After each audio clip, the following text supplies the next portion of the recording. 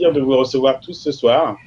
Et avant de laisser la parole à Joëlle, donc, comme je lui disais, je me suis risqué à prendre quelques informations, donc normalement, qui doivent être corroborées par notre invitée ce soir. Elle me dira si c'est juste. Donc, notre invitée est intervenante à la télé et à la radio. Joëlle est une véritable battante qui a su remporter de nombreuses victoires tout au long de sa vie. C'est avec charisme et joie de vivre qu'elle alimente, en tout cas, les débats sur le focus suivant, où on peut dire que Joëlle est créatrice de joie, coach pour femmes, désirant s'accomplir et mettre dans sa vie, en tout cas, comment on dirait, des étoiles, ou redonner en tout cas le sourire à toutes les femmes. Et ce qu'on peut dire d'elle, donc ce qu'on peut trouver, c'est qu'après 2 ans de fac de droit à SAS, donc Joëlle fait face à des difficultés, logement avec ses parents, décide de rentrer dans le monde du travail avec la ferme intention de construire son évolution professionnelle. Et après plusieurs petits boulots, elle se spécialise dans la gestion de contentieux. Elle exercera cette activité au sein de grands groupes, Orange, on en a parmi nous ce soir, General Electric, avant de s'orienter en 2013 vers le secteur de l'immobilier social, dont moi aussi je fais partie, SNCF entre guillemets. Avant de s'orienter, donc voilà. Et le fait d'avoir été dans la précarité, comme elle le dit, ça l'a poussé à s'investir au sein de grands acteurs de logement afin d'aider les salariés aux revenus modestes et à se loger en négociant donc avec les partenariats. Donc on peut dire qu'elle est autodidacte, curieuse, s'intéressant à l'actualité. Et en 2016, quelqu'un a fait la mention tout à l'heure, elle intègre le talk show radiodiffusé, donc Les Grandes Gueules, et au sein duquel elle débat au sujet donc de différents sujets, que ce soit la politique, société, écologie. Voilà, elle donne comme ça son avis sur énormément de choses.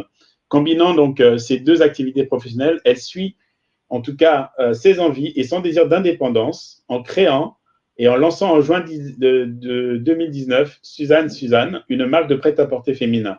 Et elle entame alors une reconversion professionnelle qui l'amènera à quitter son emploi.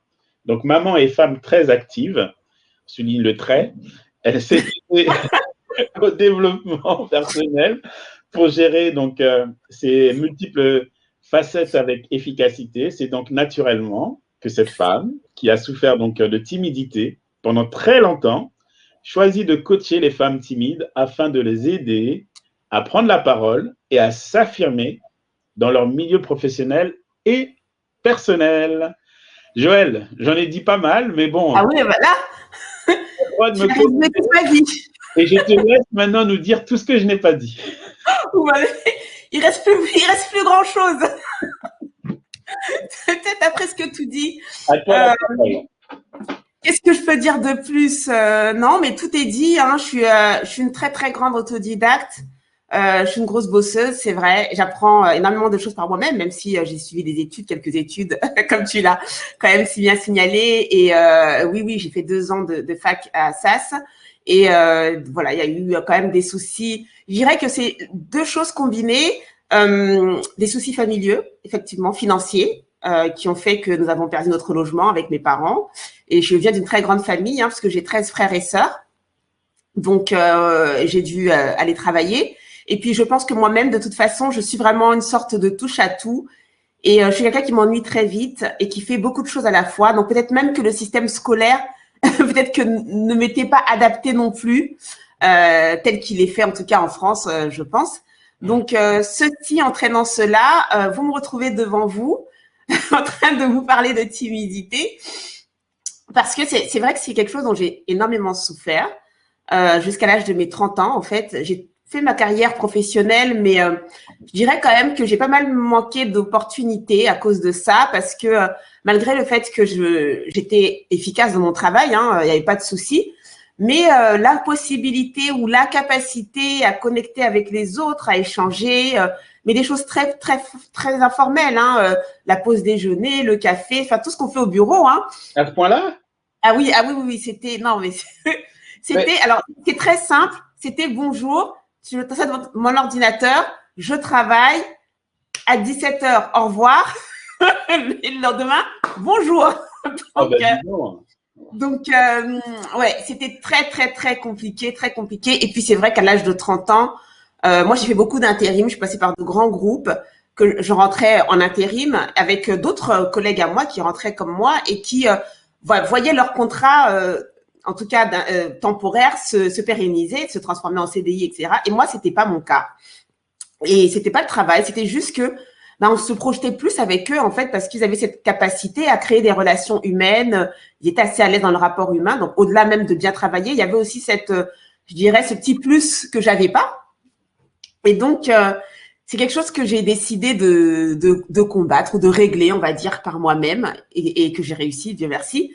Et bien, effectivement, une fois que j'avais réglé ça, j'ai vu en fait tellement d'opportunités s'ouvrir à moi. Ne serait-ce que professionnel, bien sûr, j'ai eu des CDI, j'ai évolué. Déjà, j'ai évolué. Effectivement, comme tu l'as rappelé, moi, je faisais du contentieux à la base. Et puis, à la fin, là, quand j'ai quitté mon employeur, je me trouvais en train de négocier des partenariats entre les collectivités territoriales, les mairies, et je représentais mon employeur dans les comités de pilotage pour la construction de nouveaux logements. Donc, quelque chose que jamais j'aurais imaginé faire quand j'étais encore très timide, quoi. C'était impossible pour moi de faire ça, sans compter, oui, les grandes gueules. Bon, bah alors là, c'est, comme on dit, c'est le pompon, là, c'est… Celui qui est timide, je ne sais pas si il peut tenir. Hein. C'est vraiment autre chose. Donc, je pense que si je dois dire quelque chose, c'est… Souvent, on me dit, mais comment t'as fait? Comment t'as fait? Je crois que je me suis libérée de la perfection. Vraiment. Et je crois que c'est quelque chose… En général, les gens aiment la perfection. Ils se disent, il faut que les choses soient parfaites, ils sont dans le contrôle. Moi, je suis, comme on dit, en cours. Vous voyez sur votre ordinateur, quand c'est écrit en cours, eh ben moi, c'est ça. Work in progress. Voilà, exactement. Je suis toujours en cours. Et là où vous me voyez, je suis en cours. Donc, ne vous inquiétez pas si c'est pas parfait tout ce que je vous raconte. C'est que j'accepte de m'améliorer en chemin, en fait. J'accepte de débuter quelque chose, de ne pas le maîtriser à la perfection et de le travailler en chemin et de m'améliorer, de rater, de recommencer, de dire ah zut, ah, ça c'est pas bien, puis je recommence. Et donc voilà, je suis toujours en cours et j'ai 17 ans. Voilà, c'est mes deux trucs. Donc tu n'es pas encore majeur, attention. Hein. Non, j'ai 17 ans, c'est-à-dire que je vois toujours comme si en fait, tu sais, à 17 ans, tu vas avoir le bac, tu as l'impression que là, wow, après le bac, il y a tellement de choses qui vont s'offrir à toi. Tu vas avoir tes études, tu vas travailler là, tu vas faire ça. Et ben moi, tu vas avoir ton permis. Et en fait, moi, je suis toujours dans cet état d'esprit où je me dis, mais là, c'est comme si j'avais 17 ans. Je me dis, mais oh, qu'est-ce qui va encore m'arriver? Où est-ce que je vais aller travailler? Et donc, j'ai 42 ans en vrai, hein, je veux pas vous… j'ai 42 ans, mais dans ma tête, en fait, je me comporte comme si j'avais 17 ans. Voilà. Donc, voilà comment je peux compléter à peu près qui je suis. Et puis, oui, pour l'essentiel, c'est ça. Ok, super. Bon, en tout cas, merci d'avoir complété ça avec ton cœur, tes tripes. Donc maintenant, écoute à toi la parole. Qu'est-ce que tu peux nous dire qu'est-ce que tu peux dire en tout cas à des personnes qui sont parmi nous qui voudraient parfois prendre la parole quand elles sont en réunion. Elles se disent ah si je dis ça, comment je vais être considéré qui sont parfois, comme tu dis, autour de la machine à café. Et puis il y en a qui racontent leurs vacances, qui racontent leur week-end. Et puis la personne est là, elle se dit moi si ce que je vais dire c'est pas intéressant parce que j'étais juste au supermarché quoi. Enfin, oui. Qu'est-ce que tu peux nous dire en tout cas voilà, aide-nous à comprendre tout cela. Alors il y a plusieurs effectivement niveaux de prise de parole parce que la prise de parole en public, très souvent, on l'assimile à, bon, écoutez, je suis sur une scène, voilà, il y a 50 personnes devant moi, 100 personnes, 200 personnes, et je vais prendre la parole. Mais le public, en fait, ça peut être même tes collègues, hein, ça peut être 3 personnes dans la salle de pause. Ça, déjà, c'est de la prise de parole en public puisque tu ne parles pas avec toi-même, tu n'es pas dans ta tête, tu commences à t'exprimer devant un public, quel qu'il soit. La première des choses, quand même, moi, je fais reposer la prise de parole sur 3 choses très simples. Hein. Et quand j'accompagne les gens, je fais pas trop de fioritures. J'aime les choses très pragmatiques et très focus. Donc, la première des choses, c'est vraiment quelle pensée tu entretiens déjà, parce que il faut bien savoir qu'une fois que tu vas prendre la parole en public, c'est comme si tu disais aux gens, regardez-moi. Et ça peut être n'importe quoi, mais même si c'est pour raconter tes vacances, ils vont te regarder, ils vont t'écouter, peut-être même regarder comment tu es habillé, regarder comment tu parles, etc. Donc, en tout cas, ils vont poser leur attention sur toi. Et donc, à chaque fois que tu prends la parole, tu dis aux gens, oh, regardez-moi. Et donc, si tu dis aux gens, regardez-moi, il faut que toi, tu sois à l'aise avec qui tu es. Il ne faut pas que tu aies peur que les gens pensent quelque chose de, on va dire, négatif sur toi. Et très souvent, ce qui nous empêche de prendre la parole, c'est que on pense qu'ils vont penser quelque chose de négatif. Mais en réalité, c'est que toi, tu penses quelque chose de négatif sur toi et tu ne veux pas qu'ils le voient. Donc, c'est pour ça que tu te tais.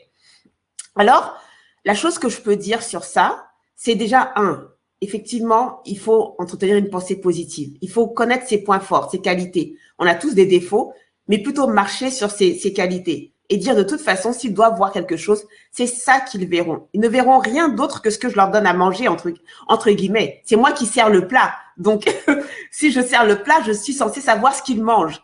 Et donc, mais pour ça, il faut que je sache comment j'ai cuisiné mon truc, tu vois. Donc, je choisis quels ingrédients je mets et de toute façon, je considère que c'est ce qu'ils vont manger. Après, ils peuvent avoir des subtilités en disant « Ah oui, moi j'ai goûté, j'aime pas trop, j'aime pas si… » Ils peuvent ne pas aimer, mais en tout cas, je sais ce qu'ils mangent. Voilà. Donc ça, c'est important d'avoir une pensée positive et de se dire « Voilà ce que je veux leur donner à manger, voilà quelles sont mes qualités. » Et quand je parle, c'est ce qu'ils vont voir. Par exemple, moi, je suis plutôt quelqu'un de joyeuse. Donc là, je vous parle, bon, bah, j'ai un certain enthousiasme. Je suis un peu fatiguée, c'est vrai, mais j'ai un certain enthousiasme et je suis joyeuse et je me dis…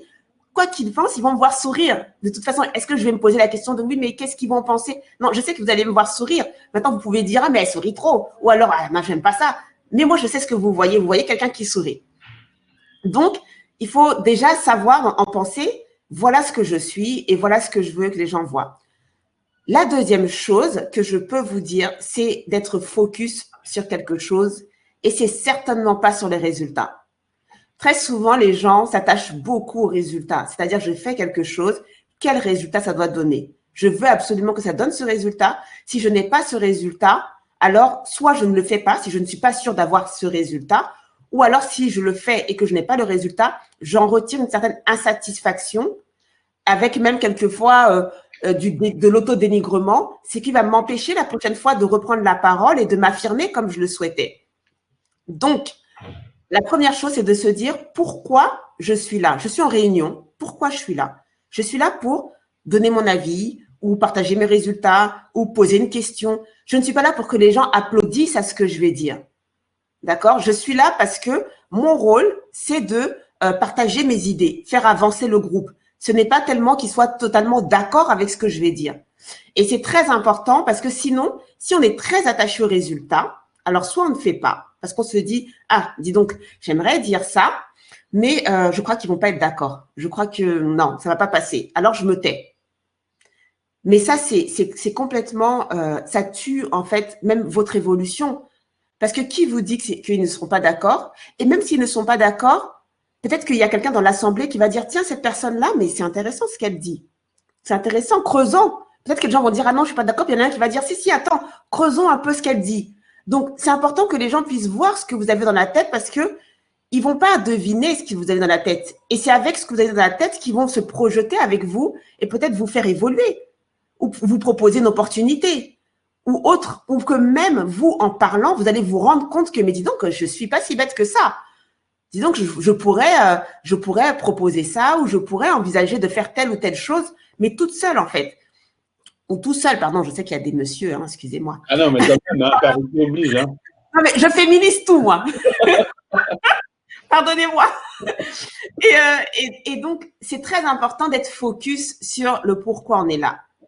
Et le pourquoi, on va choisir que ce n'est pas pour le résultat. C'est pour faire avant tout. Il faut faire. Il faut oser avant tout. Et puis, la troisième chose, comme je vous l'ai dit au début, la perfection, non. Stop. No way. Pas de perfection. On choisit plutôt l'exigence. Parce que les gens font souvent l'amalgame entre… Ils me disent, ah, mais je suis très exigeante. Et puis quand je fouille, non, tu es perfectionniste. Parce que l'exigence, c'est se demander à soi-même toujours un peu plus. Toujours un peu plus. Donc, vous voyez, vous êtes déjà en cours, en processus d'amélioration. Donc, quand on est perfectionniste, on ne se demande pas un peu plus. On demande que tout soit boum, c'est bon, c'est fait, c'est parfait, j'y vais. Alors que quelqu'un qui est exigeant avec lui-même, il regarde où il est et puis il se dit, qu'est-ce que je peux faire quand même? Qu'est-ce que je peux faire en plus pour avancer? Même, quel est ce petit pas? C'est la méthode des petits pas. Hein. Quel est ce petit pas que je peux faire en plus pour avancer vers mon objectif? D'accord? Donc, par exemple, si j'étais quelqu'un qui ne prend pas du tout la parole, qu'est-ce que je peux faire en plus? Qu'est-ce que je peux dire ce matin? Est-ce que je peux dire à quelqu'un, est-ce que toi, ça va? par exemple, alors qu'avant, je ne le faisais pas. Ça a l'air de rien, mais c'est toujours quelque chose que tu ne faisais pas hier, en fait. Donc, c'est vraiment d'avoir cette volonté, cette exigence avec soi-même et de laisser tomber la perfection. La perfection, pour moi, c'est l'immobilisme, vraiment. Alors que le perfectionnement, c'est autre chose. Ça veut dire que justement, on s'améliore et on se perfectionne, on se perfectionne, on se perfectionne. Ça, c'est oui. Mais le perfectionnisme, non. Donc vraiment, mais ça, c'est pour la prise de parole comme pour tout. Hein. J'ai envie de vous dire que pour tout ce que vous avez envie de faire, hein, il y a sûrement des gens qui sont des créateurs d'entreprises, bah, comme moi, hein, et puis ou qui envisagent de créer leur entreprise.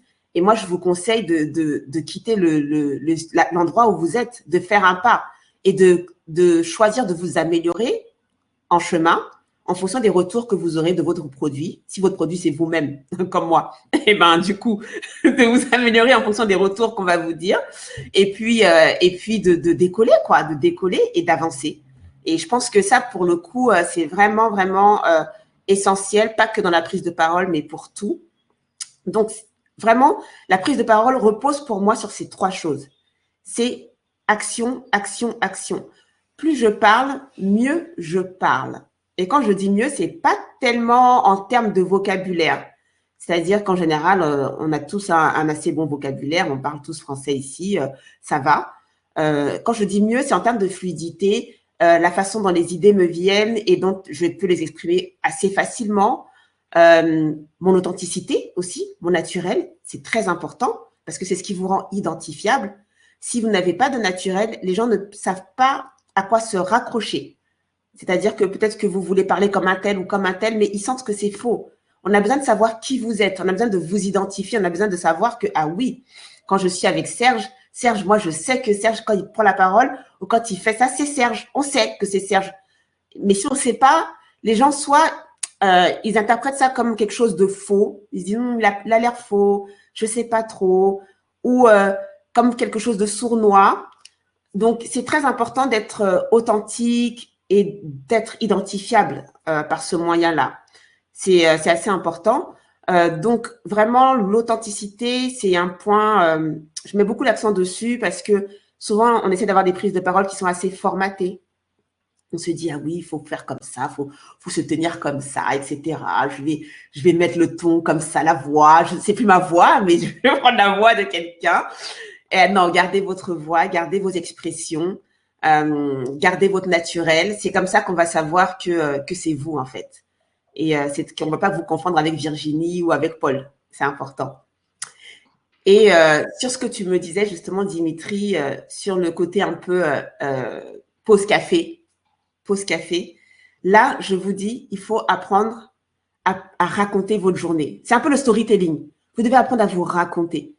Là où vous vous dites, ah mais ça, c'est pas important ce que j'ai fait hier soir. Si, c'est important. Pourquoi? Parce que les gens ont besoin de savoir ce que vous faites en dehors du travail. Alors moi, je ne parle pas de choses intimes, hein, personnelles. Si vous êtes quelqu'un, par exemple, j'accompagnais une dame qui jouait de la guitare. Elle prenait des cours de guitare, etc. Et je lui demande, mais est-ce qu'au travail, qui sait que tu fais la guitare? Elle me dit, personne. Je lui ai dit, donc, ça fait 1 an que prends les cours de guitare et personne ne sait que tu fais la guitare. Elle me dit, non. Je dis, mais ça, c'est ce qui fait la conversation, ce qu'on appelle le small talk. C'est ce qui fait la conversation à la machine à café. Je dis, ah, mais hier, j'ai pris mon cours de guitare. Mais qu'est-ce que tu as fait hier? Ah, ben moi, hier, j'étais à mon cours de guitare. Les gens disent, ah bon? Tu prends les cours de guitare? Oui, je prends les cours de guitare. Mais depuis quand? Si, ah. Et ils repartent dans leur bureau en disant, ah, mais moi, je sais que Olivia, elle fait des cours de guitare. Ah, tu savais pas? Oui, elle fait des cours de guitare. Ah, c'est intéressant. En fait, ils ont besoin de connecter avec toi parce qu'eux aussi ont des activités extra-professionnelles. Ils ont besoin de se dire qu'ils ne sont pas les seuls. On fait d'autres choses, on se rejoint sur quelque chose autre que sur le traitement des dossiers. Et c'est ce qui fait qu'ils se disent, ah mais tiens, cette femme-là, elle travaille là, elle est maman, elle prend les cours de guitare, elle emmène son fils, je ne sais pas, au football. C'est quelqu'un de très actif. Alors dis donc, elle peut peut-être manager une équipe. Ça a l'air de rien, hein, mais ils se disent qu'en fonction de tout ça, de tout ce que tu es, je suis sûre que si on lui donne une équipe, elle saura le faire. Elle saura le faire. Parce qu'elle a cette capacité-là, déjà au travail, à communiquer avec les autres, mais en plus, elle est très active, elle est dynamique. Pas que dans le travail. Quand elle sort du boulot, elle va faire ça, elle fait ci, elle fait ça. Hier, elle est partie là.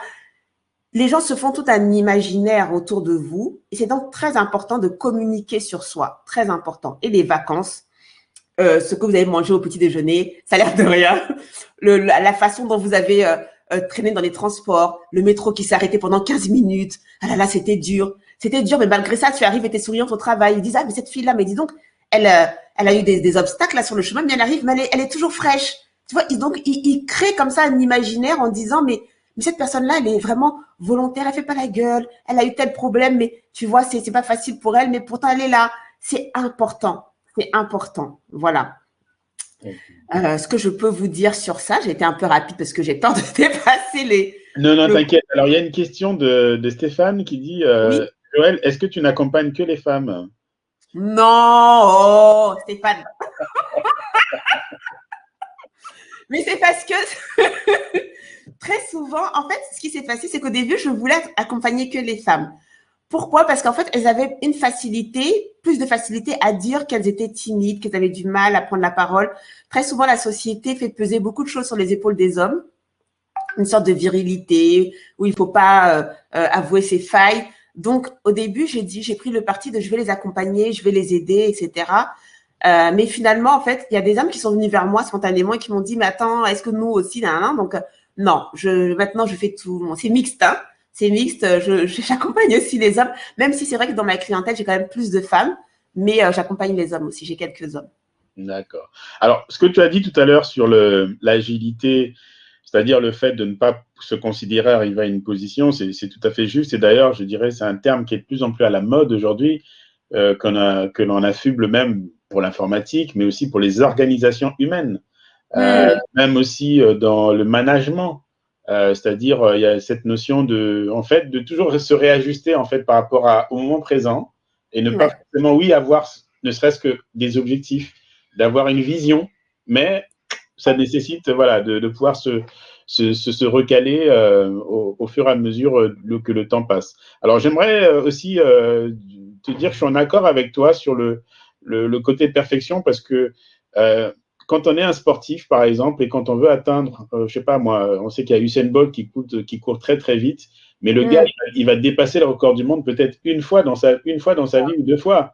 Et donc ça, c'est la perfection. Et cette perfection, on ne peut pas la réitérer plusieurs fois. Il va être, oui, le premier, mais il fera moins que ce qu'il a fait le moment où il a fait le truc à la perfection. Donc en effet, ça ne veut pas dire qu'on manque d'ambition ou on manque de perspective. Non, c'est simplement être lucide et puis se dire que voilà, il faut refaire les choses avec effort, constance, exigence et constance. Voilà, je pense que ça, c'est pas mal. Alors, comment tu pourrais maintenant, au travers de ton activité, est-ce que tu as des personnes qui viennent te dire, bah, écoute, moi, Joël, je suis en train de présenter mon projet d'entreprise, je ne sais pas trop comment y prendre, mais voilà, je participe à des réunions, mais je n'ai jamais la parole. Est-ce que ça t'est déjà arrivé, des gens comme ça qui t'aident à te dire, bah, tiens, comment prendre la parole, sortir de la timidité en réunion pour pouvoir s'affirmer? Oui, alors c'est vrai que la problématique quand on est timide, c'est de savoir comment s'insérer. Tu vois, un peu comme sur l'autoroute là. Tu sais pas, tu sais pas comment tu vas t'insérer. Tu vois les voitures passer, tu dis, mais attends, c'est mon tour ou c'est pas mon tour? Et ben, en fait, c'est un peu comme sur l'autoroute. Il faut appuyer sur l'accélérateur et rentrer. C'est-à-dire qu'il y a toujours un moment où il y a un vide quelque part. Tu vois, il y a toujours un moment. Et ce vide-là, en général, quand tu es timide, tu le vois. Sauf que tu n'oses pas te mettre dedans. Donc, moi, ce que je dis souvent, c'est en premier lieu, avant de bousculer les autres qui sont déjà en train de parler et puis tu bouscules, tu joues des coudes et tout, observe le vide. Tu vois, observe le vide et choisis de t'insérer dans le vide. Tu vois. Et tu le sens, tu le sens. Parce que très souvent, tu es là et tu le sens et tu te dis, est-ce que j'y vais? Est-ce que j'y vais pas? Est-ce que j'y vais? Est-ce que j'y vais pas? Le temps que tu dis que est-ce que j'y vais, il y a quelqu'un d'autre qui se place dessus. Donc, déjà, accepte de combler, entre guillemets, les moments de vide.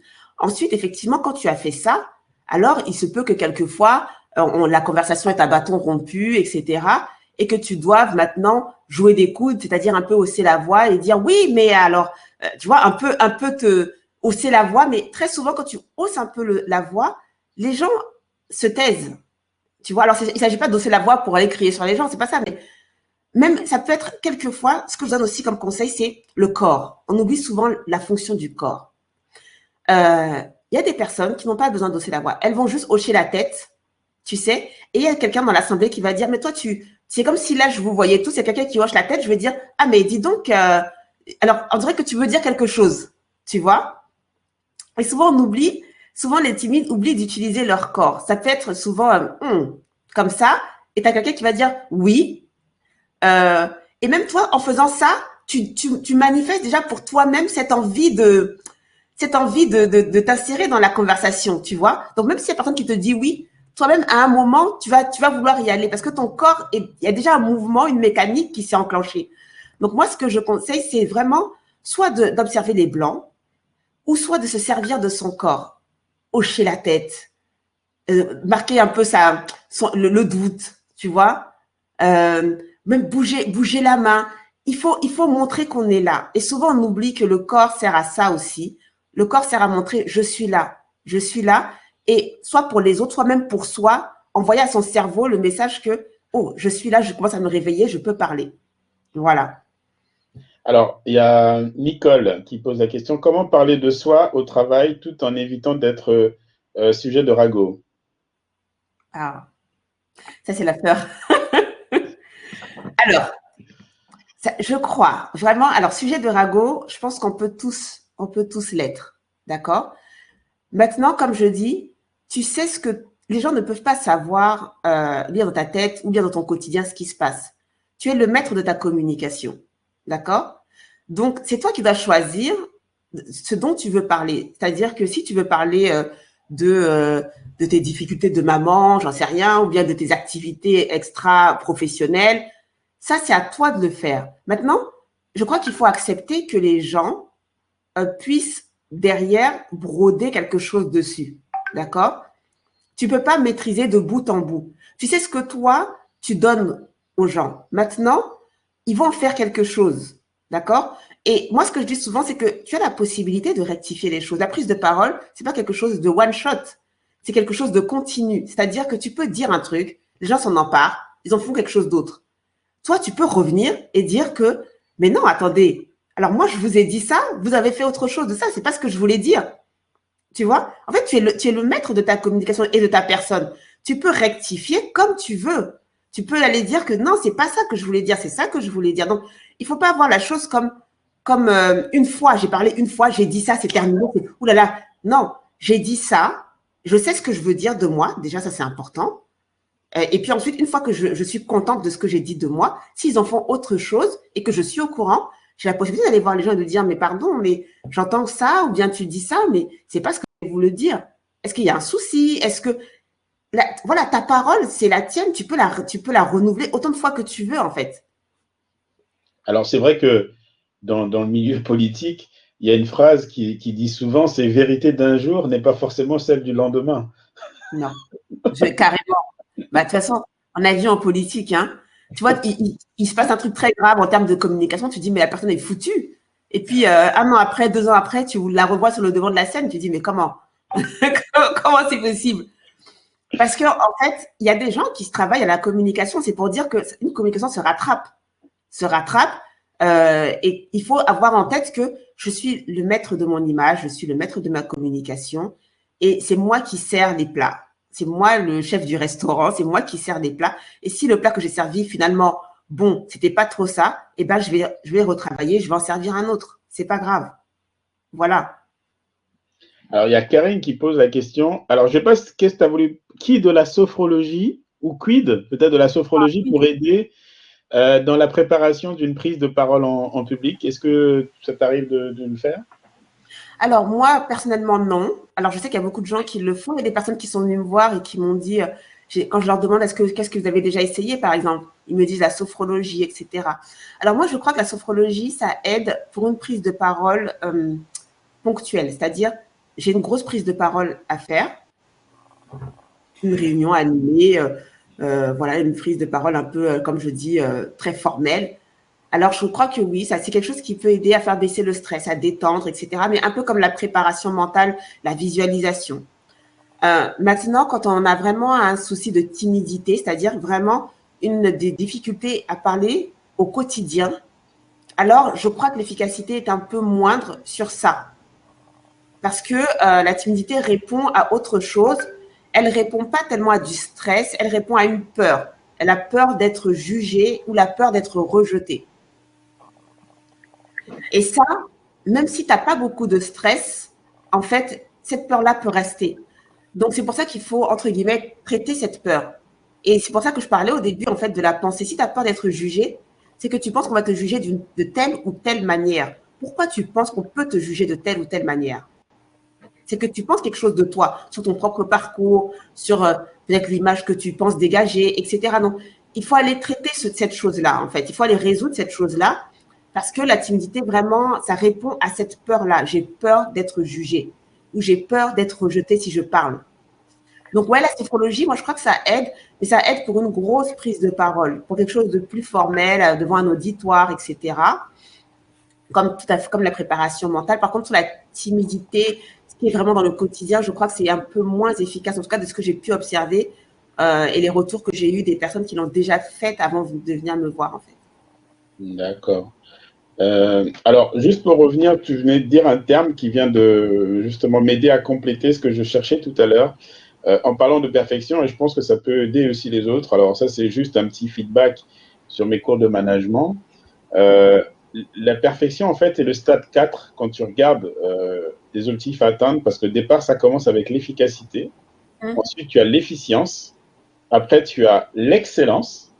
Et enfin, tu atteins la perfection. Donc, c'est pour ça que pour rassurer tous ceux qui sont là, c'est un stade 4. Donc, quand on vise des choses à la perfection, on peut le faire une fois, mais peut-être pas tous les jours. Ah bah, c'est surtout que là, tu as vu ce que tu décris, c'est qu'il y a des étapes avant, en fait. Oui. Et très souvent, eh ben, ce qu'on fait, c'est qu'on veut sauter ces étapes-là. On veut se dire que, bah, écoute, moi, je suis à 1, je vais aller à 4. Si je ne suis pas à 4, non, je ne fais pas. Tout à fait. Mais il faut accepter, en fait, de faire toutes ces étapes, puisque c'est ça qui mène au stade 4. Comment tu vas arriver au stade 4 si tu ne fais pas l'efficacité, l'efficience, l'excellence? Il faut accepter ça. Mais dedans, dans l'efficacité, dans l'efficience, dans l'excellence, il y a les échecs. Ah oui, tout à fait. Et c'est ça qu'on ne peut pas. Bah oui, il y a les échecs. On peut en parler, tiens, des échecs. Dans la construction, dans la dynamique de construction, justement, peut-être des retours que tu as eus, voilà. Moi, c'est simple. Voilà comment je vois l'échec. Je ne suis pas de ceux qui disent oui. Alors, il y a ce truc-là qui dit oui, l'échec, c'est une leçon, allez, hop, c'est bon. Non. Moi, il faut accepter que l'échec, ça fait mal. Tu vois, je crois qu'il ne faut pas zapper le côté, le côté tristesse ou bien déception qui accompagne l'échec. Je crois qu'il faut l'accepter. Au contraire, on doit accepter d'être triste et d'être déçu. Il ne faut pas se culpabiliser parce que souvent, comme il y a tellement en développement personnel, il y a tellement ces phrases-là sur l'échec qu'on voit tout le temps. Quand nous, on vit notre échec douloureusement, on se dit, mais oh, je ne suis pas un gagnant finalement. J'aimerais faire comme l'autre qui dit que oui, l'échec, c'est une leçon de vie, etc. Je ne suis pas un gagnant. Non. Moi, je pense qu'il faut l'accepter. Il faut accepter sa déception. Maintenant, après ça, tu passes à l'étape, justement, leçon. Dans la déception, maintenant, tu vas chercher à te dire, OK, qu'est-ce que j'ai réussi? Parce que dans l'échec, tu as réussi quelque chose. Qu'est-ce que j'ai réussi? Peut-être que tu as réussi même le stade 1, c'est-à-dire à faire la chose. Parce que si tu as échoué, c'est que tu as fait la chose. Donc, qu'est-ce que j'ai réussi? Bon, par exemple, en prise de parole, j'ai réussi à prendre la parole. OK, d'accord. Donc déjà, il y a une source de satisfaction dans ton échec, finalement. Tu as réussi à faire quelque chose que tu ne faisais pas avant. Ensuite, maintenant, peut-être que ça ne s'est pas passé comme tu voulais. OK, où ça a péché? Où est-ce que je me suis sentie un peu mal à l'aise? Est-ce que j'ai pas assez préparé? Comment j'ai fait ma préparation? Maintenant, tu peux entamer tout un processus d'analyse de ton échec. Et c'est là que tu tires une leçon. Mais de manière globale, pour moi, hein, l'échec, pour moi, franchement, ça me vaut mille formations. Parce que des fois, ça pique tellement, franchement, ça pique tellement que tu n'as pas envie de refaire la chose comme tu l'avais faite avant. Alors que des fois, tu vas en formation, tu vas en séminaire, tu fais des trucs, on te dit, ah, tu dois faire comme ça, tu dois faire comme ça. Tu retiens, c'est vrai, tu apprends tes leçons, tu retiens, mais là, ça ne te marque pas comme un échec peut te marquer. Et je crois que c'est ce truc-là qui marque, qui fait que tu as envie de te dire que non, la prochaine fois, là, je ne vais pas faire comme ça. Et ça ne veut pas dire que je ne vais plus refaire. Non, ce n'est pas un truc de non, je ne refais plus, je reste à ma place. Non, je ne vais pas faire comme ça. Ça veut dire que je vais faire, mais autrement. Voilà. Et je crois que accepter la déception. Vous n'êtes pas moins gagnant, moins battant, moins successful si vous êtes déçu. C'est normal quand on a fait quelque chose d'être un peu déçu. Mais ensuite, regarder ce qu'on a fait de bien dedans. Et puis, si ce qu'on a fait de moins bien, bah écoute, voir comment on peut faire. Toujours, exigence. Qu'est-ce que je peux faire, le petit truc en mieux? Qu'est-ce que le petit truc, si le reste, c'est pas trop ça, mais quel petit truc je peux faire en mieux? Qu'est-ce qui m'a apporté, en fait? Et recommencer. Voilà. Ah, ben, super. Ben, merci, Joël, parce que il y a un autre point aussi, je suis d'accord et en phase avec toi, c'est la technique des petits pas. Moi, c'est quelque chose que j'essaie d'appliquer aussi. C'est vrai, on fixe l'objectif au loin, mais l'escalier il se monte pas par pas. Donc, forcément, il faut considérer que c'est un escalier. Et donc, il y a des marches comme ça qu'il faut franchir, même si on garde les yeux fixés sur voilà, là où on veut aller. Donc, tout à fait. C'est important. Alors, messieurs, mesdames qui êtes là, est-ce que vous voulez interpeller notre grande gueule non, notre invité, Joël, si vous avez des questions par rapport à ce qu'elle a dit ce soir. Donc, n'hésitez pas, vous pouvez activer votre micro. Posez vos questions, même si ce n'est pas par rapport à ce que j'ai dit, parce que ça se trouve, j'ai oublié un truc. Voilà. Donc, il faut passer votre micro de bleu à jaune sur le côté. Si vous êtes. Voilà, je vois qu'il y a des gens qui ont activé. Oui, oui, Joël. Donc, ma question, elle était. Oui, c'est Serge. Oui, bonjour, ma question, elle était. Oui, donc bonjour. Ma question, rebonsoir, pardon. Ma question, elle était rapide. C'était juste. Vous dites que vous avez des clients. Du coup, l'accompagnement, il prend quelle forme? C'est des sessions de training, c'est des documents, c'est quoi exactement un accompagnement de ton côté? Alors, moi, je vais te dire quelque chose. C'est que mon accompagnement, pour l'instant, je l'ai voulu très, très, très humain et au plus proche. Quand je dis très humain, c'est-à-dire que, par exemple, j'ai un atelier en groupe, ce sont des petits groupes, ça va jusqu'à 5 personnes, et j'ai un coaching individuel de 3 mois. Par exemple, dans l'atelier en groupe, dans les séances que je fais, il est sur 5 semaines, on a une séance par semaine, tu verras très peu de slides passer, pour te dire même quasiment 0. Pourquoi? Parce que je mise vraiment sur l'échange et pas sur je vous fais passer un slide, vous prenez des notes, etc. Je mise sur l'échange, vraiment. Ensuite, je donne quelques exercices, notamment entre chaque séance. Ça, c'est vrai, il y a des exercices quand même. Mais la séance en elle-même est beaucoup basée sur l'échange et sur je pose des questions, je décortique les choses. Moi, je suis très pragmatique et j'aime décortiquer les choses. Donc, je décortique énormément les choses. Et le temps que ça prend, souvent, les gens qui viennent me voir, ils ont essayé pas mal de choses. Et en 5 semaines, honnêtement, pour l'atelier, en 5 semaines, 80% du travail est fait pour les personnes qui sont timides. 70 à 80% du travail est fait. Déjà parce que j'ai été timide, donc je sais exactement où il faut appuyer. Donc ça, encore, ça c'est aussi mon expérience personnelle. Je sais exactement où il faut appuyer et l'efficience. Et donc, je m'y applique. Et c'est pour ça que, en fait, ça marche très vite. Ensuite, pour l'accompagnement individuel, là, c'est quand même plus profond parce que, au-delà de prendre la parole et enlever cette timidité, on va aussi vers un objectif précis. Souvent, ce sont des personnes qui ont envie de réaliser quelque chose. Ils n'ont pas juste envie de prendre la parole ou d'être moins timides. Ils ont envie d'être, je ne sais pas, leader politique, ils ont envie d'être journalistes, ils ont envie… En fait, derrière le timide, en général, il y a toujours des grandes ambitions. Moi, je n'ai jamais vu un timide qui est venu me voir pour me dire que moi, je veux juste juste parler. Il y avait toujours quelqu'un qui, en vrai, il veut être maître de conférence. Et tu te dis, mais le type est timide, mais dis donc, qu'est-ce qu'il veut faire derrière? Mais c'est la preuve que la timidité étouffe, en fait, ton ambition. Mais donc, pour les personnes qui ont déjà leur objectif en tête, souvent, elles préfèrent prendre l'accompagnement de 3 mois parce qu'on va enlever la timidité, certes, mais on va aller plus en profondeur pour t'accompagner vers ton objectif, au plus près de ton objectif en tout cas, parce que souvent, 3 mois, c'est pas assez. Alors, on peut continuer après, mais 3 mois, c'est vraiment 90 jours. C'est vraiment la base pour consolider le fait que tu ne sois plus timide, le fait que tu sois plus à l'aise et avancer vers un objectif précis. Donc voilà. Est-ce que j'ai bien répondu à ta question, Serge? Très bien. Dernière question rapide. Je vois qu'il y a beaucoup de Et du coup, c'est le confinement aujourd'hui, on est beaucoup plus en remote. Du coup, est-ce que il y a une adaptation, tu as pu t'adapter pour aujourd'hui ou c'est toujours en présentiel? Non, mais tu sais, comme je suis visionnaire, j'avais décidé, en fait, avant le Covid, j'avais décidé de faire mon activité en ligne. Tu vois? Donc, en fait, moi, bah, malheureusement, je me suis lancée dans l'entrepreneuriat pendant le Covid, en tout cas sur le coaching pendant le Covid. Et bah, Dieu merci, j'avais décidé de faire ça en ligne. Donc, c'est toujours en ligne, même si j'espère, pardon, pouvoir un jour faire quelque chose en présentiel, mais c'est en ligne. Je me sers de Zoom, de Facebook, parce que j'ai un groupe privé sur lequel les personnes prennent la parole.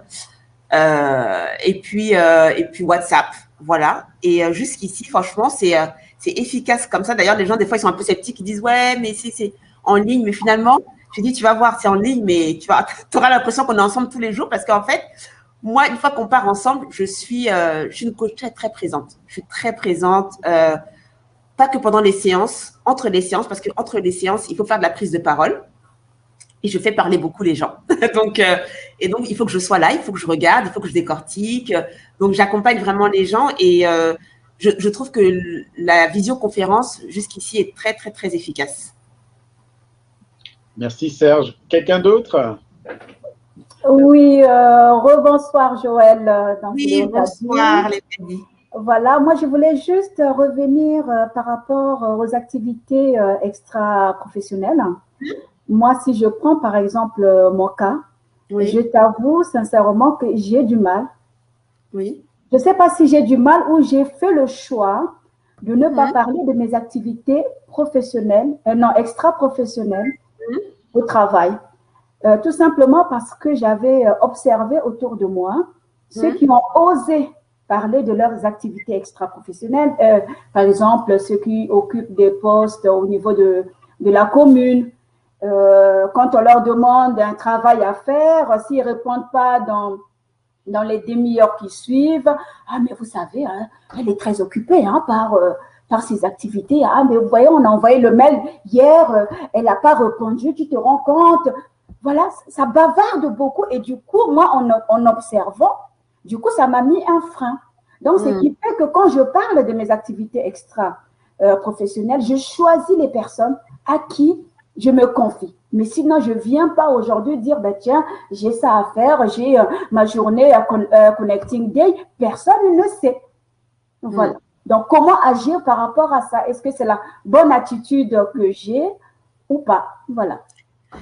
Alors, déjà, il n'y a pas, c'est vrai, d'obligation de diffuser dans le haut-parleur tout ce qu'on fait de nos journées. Dieu merci. Et bien sûr que tu peux choisir les personnes à qui tu communiques telle ou telle information. Ceci dit, si c'était public, on va dire, enfin quand je dis public, s'il y avait un maximum de personnes qui étaient au courant de ce que tu fais, comme je dis souvent, moi je suis maître de ma communication. C'est-à-dire que ça m'est déjà arrivé, effectivement, qu'on m'envoie un mail. Je sais que je ne vais pas répondre tout de suite, n'est-ce pas? Parce que je sais que j'ai autre chose à faire. Mais pour éviter, comme je sais que c'est moi qui sers le plat, pour éviter que la personne aille déduire d'autres choses, je communique sur le fait même que je ne vais pas te répondre tout de suite, en fait. C'est-à-dire que je suis en capacité de te dire que « Ah, merci, j'ai bien reçu ton mail. Est-ce qu'il y a un délai? Est-ce que c'est urgent, par exemple ?» On me dit « Non, c'est pas urgent. » Ou alors « Oui, ce serait bien pour demain et tout. » Je vais lui dire « Ok, ben écoute, j'essaie de te répondre dans les délais. Je fais le max. Je fais le max pour te répondre. » En fait, je fais en sorte que la personne sente que je suis avec elle, alors même que je n'ai pas répondu à ce qu'elle m'a demandé. Tu vois?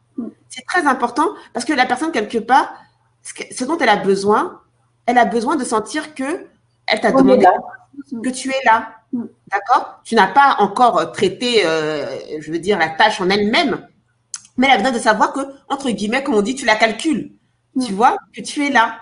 Et donc, tu as le droit de communiquer sur le fait que tu vas mettre un certain temps avant d'exécuter cette tâche. Tout à fait. Et ça, c'est ce que j'appelle, moi, apporter de la considération aux autres. Au-delà même de la communication, c'est apporter de la considération. Et il faut savoir que alors, les gens disent, c'est ce que j'ai lu quelque part, et à savoir si c'est vrai, mais moi, en tout cas, je considère que c'est vrai, que tout ce qu'on fait est là pour assouvir deux désirs. Alors, on dit que, il y a le désir sexuel. Ne me dites pas pourquoi, je ne sais pas.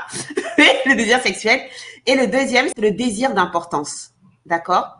Donc, si tu es en capacité de faire comprendre à quelqu'un qu'il est important, alors tu es le roi du monde. D'accord? Et je ne parle pas de faux semblants, d'hypocrisie, hein, pas du tout. Je ne suis pas dans ce truc-là, pas du tout. Je parle de réellement apporter de la considération aux autres. C'est-à-dire que quelqu'un te demande, il sait que toi, tu as des activités là, à droite, à gauche. D'accord? Tu n'as pas envie qu'il pense que, c'est pas que tu n'as pas envie qu'il te juge, tu n'as pas envie qu'il pense qu'il passe après tes activités tout simplement par égard pour lui. Donc, tu vas lui dire, mais écoute, merci, j'ai bien reçu ton mail. Est-ce que je peux te répondre? Est-ce que je peux te traiter la tâche d'ici demain ou après-demain? Ça te va? Il va te dire, ah oui, ou alors non, essaye un peu avant. Tu dis, moi, je fais de mon mieux, tu vois? Il va sentir que tu n'as rien traité encore, mais il va dire, mais celle-là, elle est efficace. Non, mais je t'assure vraiment, il va te trouver efficace alors que tu n'as rien traité encore.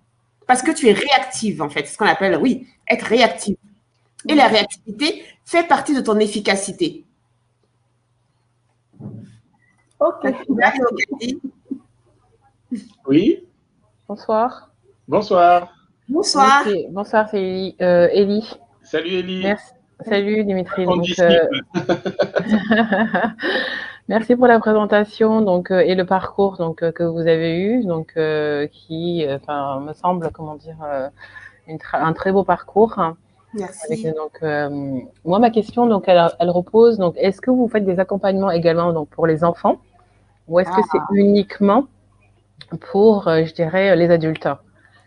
Aujourd'hui, je fais que les adultes. Et c'est très bizarre que vous me posiez cette question parce qu'on m'a demandé aujourd'hui si je pouvais intervenir dans un groupe de parents, en fait, et qui ont des enfants timides et d'essayer de les conseiller sur comment aider leurs enfants. Et je me suis dit, tiens, dis donc, c'est vrai que j'ai pas pensé à ça, même si je sais, moi par contre, je fais avec ma fille, comme j'étais timide, en fait, je sais exactement quoi mettre en place pour ne pas qu'elle développe ce trait-là, on va dire. Mais je n'accompagne pas proprement dit les enfants. Par contre, je peux accompagner les parents dans leur façon dans leur éducation, entre guillemets, pour justement développer la sociabilité de leurs enfants. Ça c'est bien. Mais pas l'enfant lui-même, non, j'ai pas… D'accord, non, mais c'est une bonne chose. C'est déjà un bon début. Après, j'ai une dernière question. Quelle a été, donc, parmi les candidats, enfin, en tout cas, les personnes que vous avez accompagnées, votre plus belle réussite? Alors, elle est… en fait, j'en ai tous les jours tellement… Je souris parce qu'en fait, je ne sais pas comment vous dire, mais à chaque fois qu'il y a quelqu'un qui sort de sa timidité, par n'importe quel bout que ce soit, c'est comme si c'était moi à chaque fois. Mais quand même, je vais te dire que… Alors, dernièrement, là, j'accompagne, c'est pas fini, mais j'accompagne une femme qui travaille en Birmanie. Elle est française, hein, mais elle travaille en Birmanie. Elle travaille avec l'Union européenne. Et elle met en place des programmes elle travaille dans des pays en guerre, donc genre là, elle est en Birmanie. Elle met en place des programmes de paix pour les femmes, en fait. Sécurité, paix pour les femmes. Elle a un très bon poste, honnêtement, un très bon poste, mais elle avait des difficultés quand même avec ça, à prendre la parole en réunion et ne serait-ce même à être elle-même, en fait.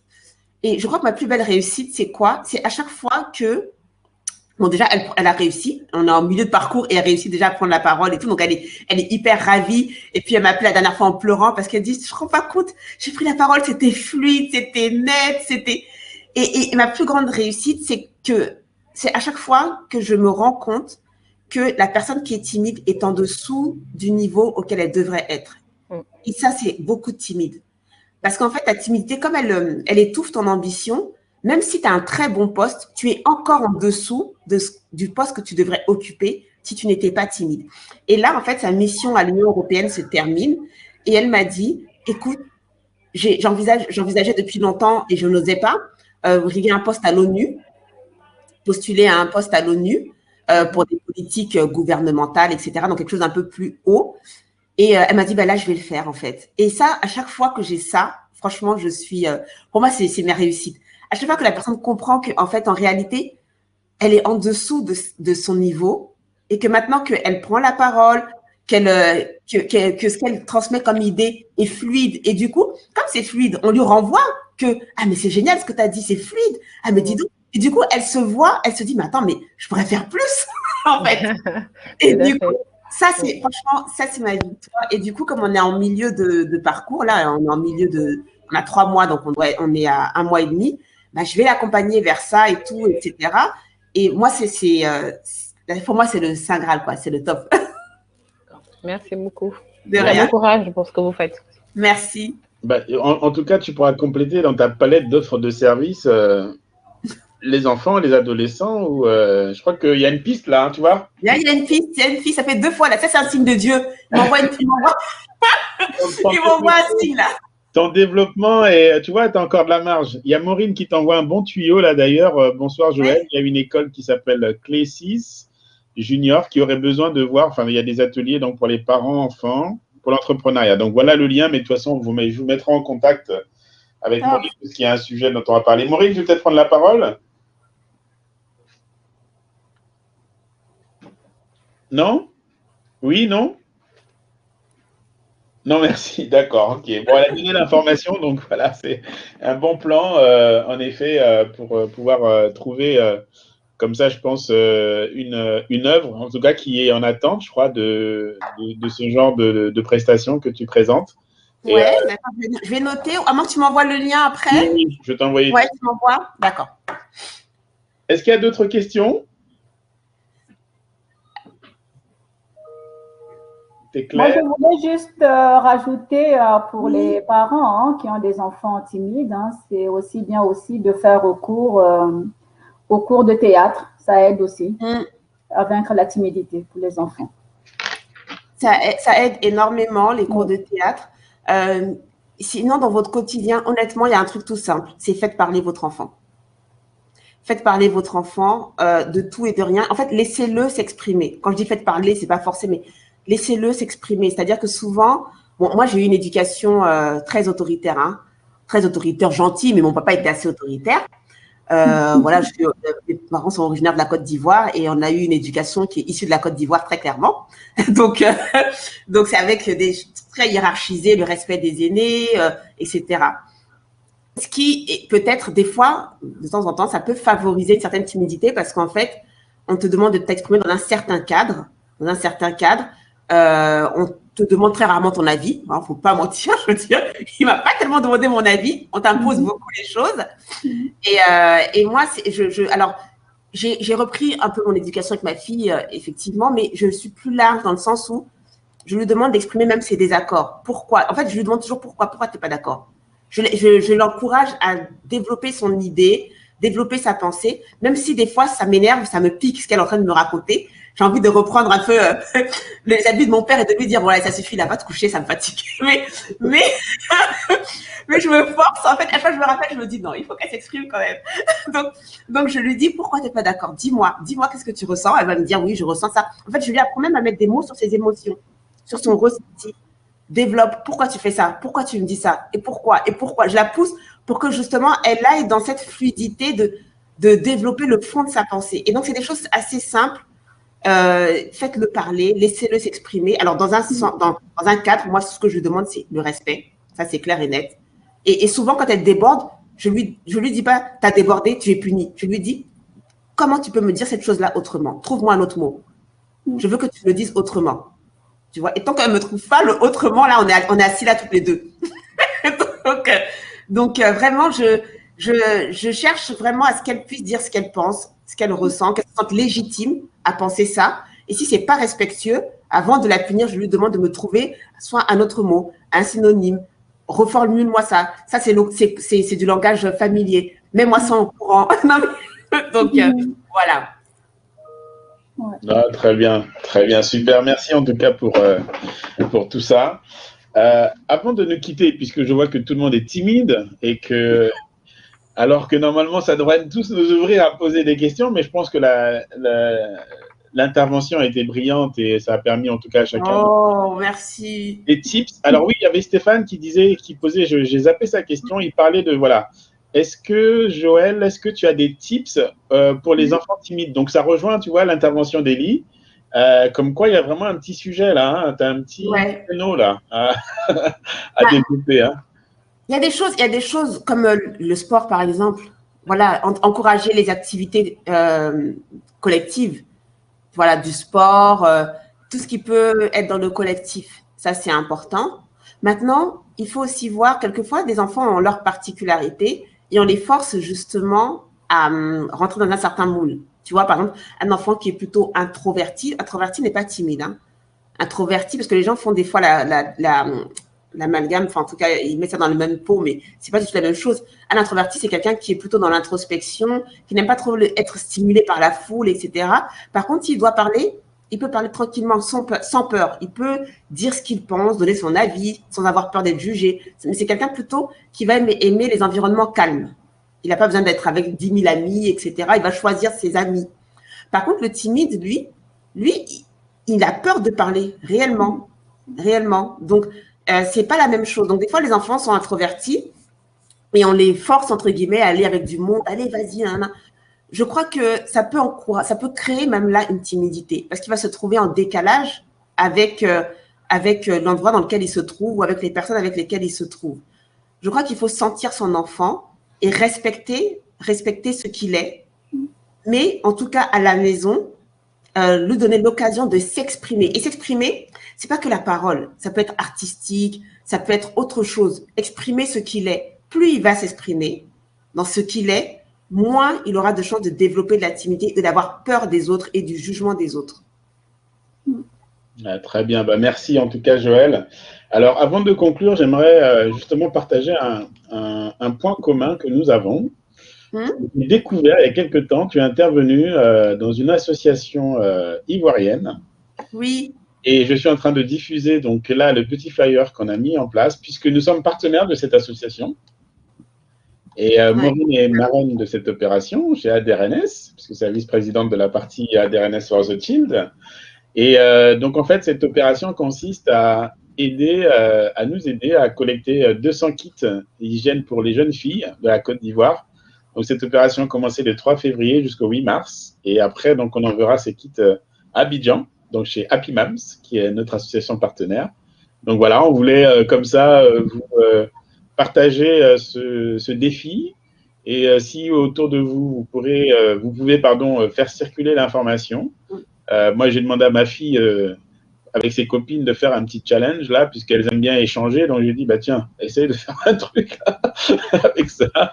Et, voilà, donc essayez de relayer l'information et ne pas hésiter donc, à soit appeler donc, sur le numéro de téléphone qui est présent, à envoyer des mails ou simplement à flasher avec le code barre, là, enfin le flash code, pardon, si vous voulez soutenir, parce que ça nous aidera à envoyer comme ça les kits à Abidjan.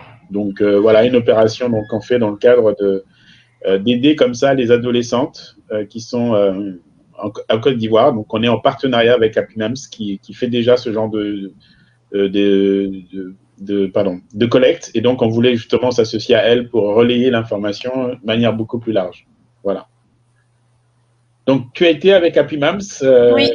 Et voilà. J'étais avec Happy Moms il y a peut-être la semaine dernière, le 4 février. Oui. Je ne connaissais pas cette association et Sita qui m'a contactée, que j'ai découverte, et je trouve vraiment la cause en tout cas très belle, parce que c'est vrai que être une maman solo, ça n'a pas à bloquer ton parcours en fait, ça n'a pas à bloquer ton ambition. Ça peut peut-être un peu ralentir ou un peu, mais en tout cas, je crois qu'il faut continuer de rêver malgré sa situation. Donc oui, j'aime beaucoup la cause que défend l'association et puis Sita. Donc même moi, tu m'avais donné le numéro, je t'ai dit mais où est-ce que je vais envoyer et donc même moi, je vais contribuer. Donc voilà, je trouve ça bien. Ok, super. Bon, en tout cas, merci parce que ta parole vaut de l'or. J'ai enregistré. Bah oui, hein. Tu retiens les dossiers contre moi. Pas les diffuser. Elle avait dit ça. Hein. Non, mais en tout cas, vraiment, merci Joël pour ça, pour elle, surtout. Parce qu'en fait, on voulait, tu sais, faire coïncider avec la journée du 8 mars. Nous, en fait, avec ADRNS for the Child, la cible, c'est vraiment les enfants, les adolescents. Et donc voilà, quoi de mieux, tu vois, que d'offrir quelque chose à des personnes qui n'attendent rien, qui n'espèrent rien, et tout ce qu'on pourra faire, ça va les aider. Voilà. Donc, c'est pour ça qu'on est associé avec elle. Merci en tout cas, Joël. Alors, la semaine prochaine, nous aurons Virginie donc, de la Guinée qui va nous parler en tout cas de… elle est dans le milieu agricole, donc vous allez découvrir les choses qu'elle fait qui sont formidables. Donc vraiment, là, on va passer à l'agriculture. Donc, on change comme ça, tu vois, tous les lundis. Et en revanche, ce jeudi, donc vous allez voir là sur les LinkedIn, on va diffuser. Demain, vous aurez un nouveau spot vidéo, puisque là, on a tous nos invités, plus de 20 personnes qui vont participer, qui vont intervenir le jeudi. Ça va être énorme, vraiment.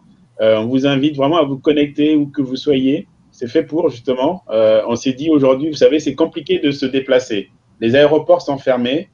Les gens ne peuvent plus se déplacer pour faire des affaires. Et donc, nous, on s'est dit, bah, comme toi, Joël, on ne va pas se laisser avoir.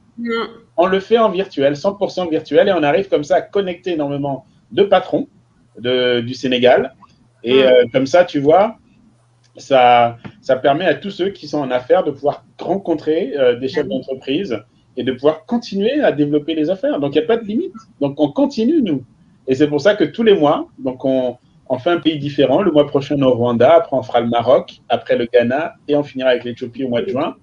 Et là, on se posera pour voir quel projet on va faire, parce qu'on souhaiterait quand même avoir un espace dans Paris. Mais le plus important, c'est d'avoir des business centers dans les villes africaines que nous sommes en train de voir, de telle sorte que quand on se déplace, on a un endroit qui nous ressemble. Voilà, c'est ça la vision, en fait, pour pouvoir justement continuer les affaires sur ce beau continent qui est promis un grand avenir.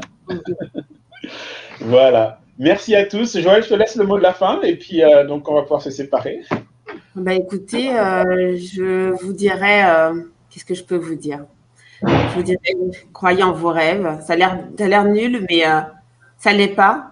Et dès ce soir, si vous pouvez rentrer à la maison, enfin vous êtes déjà à la maison, parce que j'ai l'impression que je suis dans un théâtre, donc je vous dis rentrer à la maison. Dimitri, il m'a eu. Mais tu vois, c'est ça, on sort du cadre. Non, mais si vous faites un pas ce soir, si vous avez un rêve, quel qu'il soit, c'est parce que quand on dit rêve, on voit toujours un truc immense et tout, mais ça peut être un truc tout simple. Ce soir, écrivez, prenez un papier stylo et dites-vous quelle est cette petite chose que je peux faire dès maintenant, qui est à ma portée, qui ne renverse pas la table, qui ne chamboule pas toute ma vie, mais quelle est cette petite chose que je peux faire pour avancer vers ce que j'ai envie de faire. Voilà. Si vous pouvez faire ça ce soir, là, vous allez me faire plaisir. Et après, vous m'écrivez, vous me dites, Joël, demain, hier, j'ai fait ça. Hein. Je serais contente. Et puis, chaque soir, vous faites ça. Ou au moins, si vous n'avez pas, chaque semaine, vous dites encore, allez, cette semaine, qu'est-ce que je peux faire qui ira dans le sens de mon rêve? Et puis, voilà. Avec ça, normalement, à la fin de l'année, vous êtes Bill Gates. Hein. Je veux savoir, je veux avoir les témoignages. Bon, ben, Joël, je vais t'inviter, si tu le veux bien, dans le groupe African Valley. Ben oui. Comme ça, tu pourras fixer des petits objectifs et chacun pourra te répondre, tu vois, un par jour. C'est ça. Qu'avez-vous fait aujourd'hui pour avancer vers votre rêve? Bah écoute, merci Joël, c'est super. Écoutez les amis, voilà, vous voyez pourquoi il ne faut pas louper les afters, parce que voilà, c'est extraordinaire. Moi, je me réjouis, j'apprends tout le temps, tous les lundis, je m'enrichis. Donc, faites passer le message autour de vous. Vous inquiétez pas, vous tous qui êtes là, j'ai tous vos mails. Donc, voilà, on va relayer l'information que vous avez vue aujourd'hui, que ce soit le flyer et puis les vidéos. Je vais tout renvoyer. Et voilà, en tout cas, n'hésitez pas à faire suivre l'information et aussi à adhérer à African Valley parce que, vous voyez, ne serait-ce que l'exemple de ce qu'on va vivre jeudi. Tous ceux qui sont membres de African Valley, vous avez un stand virtuel offert. Ce qui fait que vous qui êtes en affaires, eh ben, vous rencontrez énormément de personnes. Et comme on change de pays en pays, vous construisez un réseau, mais inimaginable. Vous vous rendez compte? Donc, voilà, en gros, que celui qui comprend, comme on dit, comprenne. Donc, à très bientôt et à lundi prochain. Et merci Joël et merci à tous. Merci à vous tous. Merci pour vos questions. Merci pour votre présence. Ciao. Merci et à jeudi.